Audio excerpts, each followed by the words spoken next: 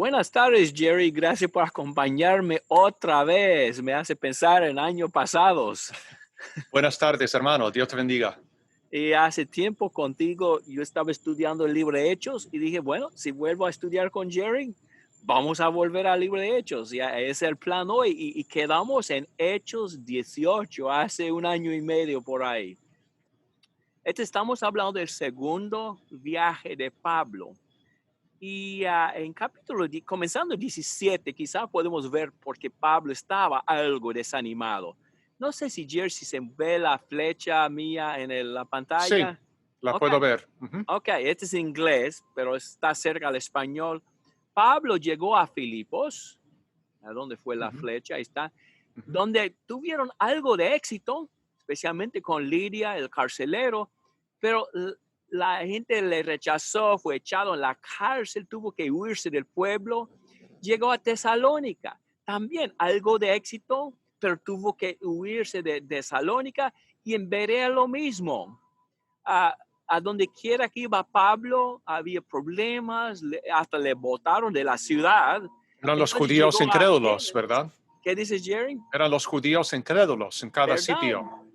Pero quizá peor en Atenas, porque lo que enfrentó en Atenas era la indiferencia y el prejuicio. Pero entonces salió de Atenas, llegó solo a Corinto. Tengo algunas fotos, Jerry, que a mí me gustan mucho.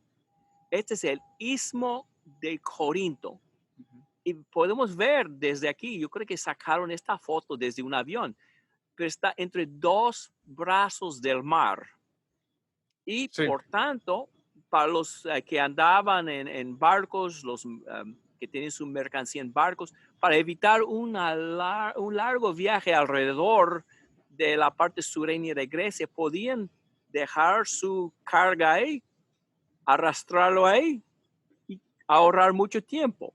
Ahí están las ruinas de Corinto, en este lugar estratégico. Hoy en día tienen un canal y así eso ahorra mucho dinero para los dueños de los barcos, etcétera. En ujú. aquel tiempo arrastraban a veces la carga al otro lado, tenían caballos, lo que sea. Pero es un centro de adoración pagana, mucho pecado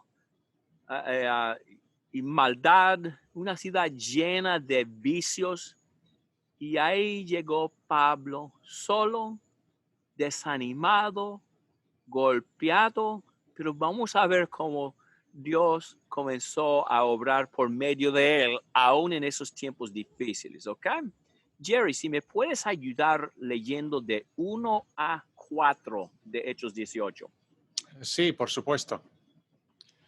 Después de esto, Pablo salió de Atenas y fue a Corinto.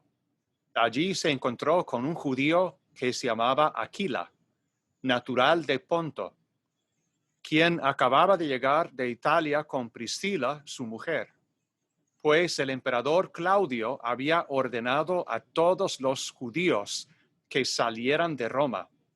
Pablo fue a verlos, y como él era del mismo oficio, se quedó con ellos y trabajaban juntos, pues el oficio de ellos era hacer tiendas de campaña, y discutían en la sinagoga todos los días de reposo, tratando de persuadir a judíos y a griegos. Bueno, Pablo llega a Atenas y la primera cosa que tiene que hacer es comer y tener dinero con que comer. Hay que trabajar. Interesante que vemos cuál fue el oficio de Pablo aquí. Hacer tiendas de campaña, carpas, como dicen algunos. Y encontró a dos individuos en el mismo oficio y como hicieron su pequeño negocio juntos.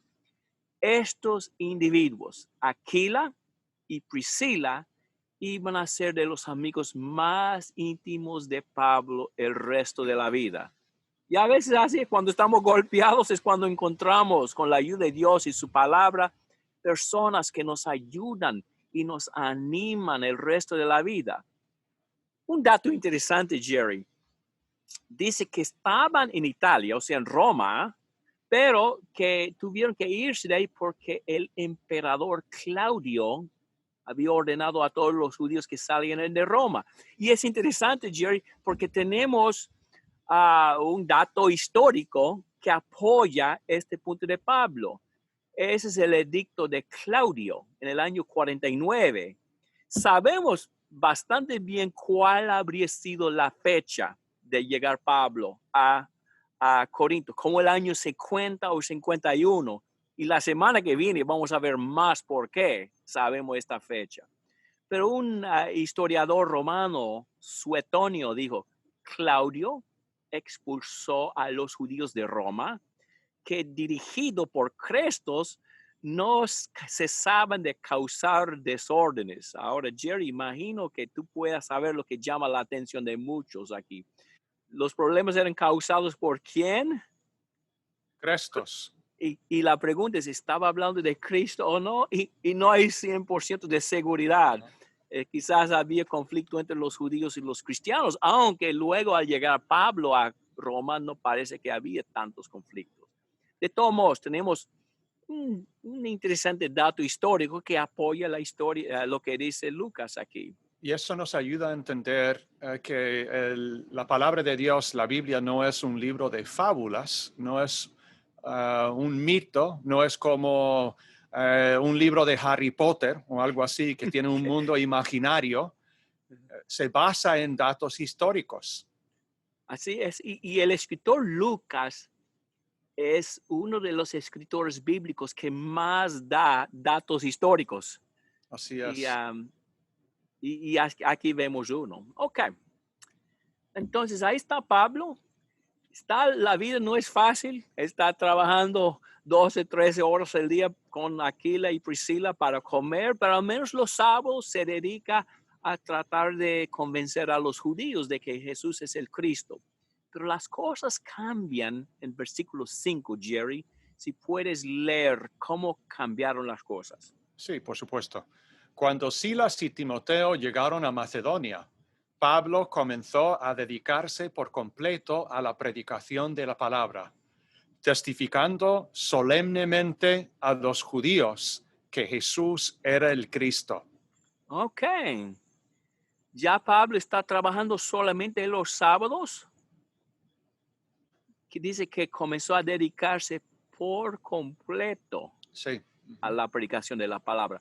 ¿Y cómo pudo dejar las tiendas de campaña para trabajar completamente? No lo tengo en la pantalla, pero en Filipenses 4 sabemos por qué. Al llegar Silas y Timoteo de Macedonia, y eso incluye la ciudad de Filipos, habrían llevado dinero de la iglesia en Filipos para Pablo. Y la nota de agradecimiento para esta ayuda económica se encuentra en Filipenses capítulo 4. Lo recomiendo si lo quiere leer. Ahí al final del capítulo 4, Pablo les da gracias a ellos por la ayuda. Tiene dinero, ya puede comer sin trabajar con estas tiendas de campaña. Pero Sí. también tenemos una nota de Pablo otra vez en primera a los tesalonicenses, hablando de la llegada de Silas y de Timoteo. No solamente llegaron con dinero, llegaron con buenas noticias acerca de los tesalonicenses. Es que Pablo había pasado poco tiempo con los tesalonicenses. Los había dejado en medio de gran persecución. Estaba muy preocupado por ellos. ¿Y qué tipo de noticias le trajo Timoteo acerca de los tesalonicenses? Jerry, si puedes leer primero a los tesalonicenses 3, 6 y 7, donde Pablo habla de lo que pasó al llegar Timoteo a Corinto. Pero ahora Timoteo ha regresado de ustedes a nosotros y nos ha traído buenas noticias de su fe y amor y de que siempre tienen buen recuerdo de nosotros, anhelando vernos, como también nosotros a ustedes. Por eso, hermanos, en toda nuestra necesidad y aflicción fuimos consolados respecto a ustedes por medio de su fe.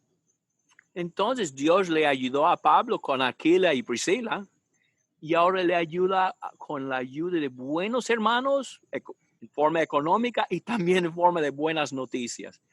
Yo puedo imaginar a Pablo, ahora bien, ahora los hermanos allá están bien, tengo, como dicen los boricuas, unos chavos con que vivir aquí y adelante en la obra. Y vamos a ver qué le pasó en la obra, Jerry. Vamos a ver, siempre cuando hay éxito, hay oposición. Pablo siempre trabajaba primero con los judíos, pero casi siempre los judíos le rechazaron. Jerry, si puedes leer 6 y 7, por favor. Pero cuando los judíos se le opusieron y blasfemaron, él sacudió sus ropas y les dijo, su sangre sea sobre sus cabezas. Yo soy limpio, desde ahora me iré a los gentiles. Partiendo de allí, se fue a la casa de un hombre llamado Ticio Justo, que adoraba a Dios, cuya casa estaba junto a la sinagoga. Y así es, cuando la gente rechaza la verdad, nos toca buscar a otros. Y así hizo Pablo. Interesante que encontró un lugar donde reunirse al lado de la sinagoga. Imagino que los judíos no hubieran estado muy felices con esto. Ujú. Dice, un hombre Ticio Justo que adoraba a Dios. Es una frase, Jerry, que indica un gentil que simpatizaba con el judaísmo y a ellos, o sea, los que simpatizaban con el judaísmo, igual como los prosélitos, los que se habían convertido al judaísmo, eran bueno, componían la tierra más fértil quizá para el evangelio en los primeros días del evangelio. Ok, ¿qué pasa entonces? Nos toca ahora, Jerry, un versículo de suma importancia, porque da un resumen de cómo los corintios llegaron a ser cristianos y también cómo la gente llega a ser cristiana hoy en día. Pero es un texto, como muchos en el libro de Hechos, que la gente pasa por alto. Piensan llegar a ser cristianos de otra forma. Pero vamos a leer el texto primero y hablar de él. Hechos 18:8, Jerry, por favor. Crispo, el oficial de la sinagoga, creyó en el Señor con toda su casa. También muchos de los corintios, al oír, creían y eran bautizados. Un punto antes de llegar a la parte de cómo uno llega a ser cristiano. Aquí tenemos un nombre importante en el judaísmo, Crispo, el oficial de la sinagoga. Entonces, no todos los judíos rechazaron el evangelio. Aquí uno muy importante que lo aceptó. Pero aquí en la última parte vemos 3 pasos que tomaron los corintios para llegar a ser cristianos. Al oír, creían y eran bautizados. Las primeras 2 palabras ahí me hacen pensar en un texto en Romanos 10:17. ¿De dónde viene la fe? La fe viene por el oír. La palabra. ¿Oír qué? Oír la palabra de Dios. Ese es el proceso que pasó en ellos. Oyeron la palabra, en base de lo oído, creían y ahí terminó todo. Eran bautizados. Y no es nada complicado. A veces me gusta preguntar a la gente y muchos individuos son muy sinceros que no se han dado cuenta de esta verdad tan sencilla. ¿Cómo llegaste a ser cristiano? Les pregunto. Y dicen, ¿sabes? Yo repetí una oración. Yo fui a una iglesia y me pidieron que levantara la mano si quería aceptar a Cristo como Salvador personal.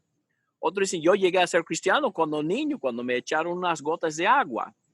Y no sé de dónde sacan todo eso, porque no se encuentra en la Biblia. En la Biblia se encuentra que uno llega a ser cristiano al oír, creer, ser bautizado. Nada complicado, pero el mundo religioso quiere pasar por esto hoy en día, Jerry.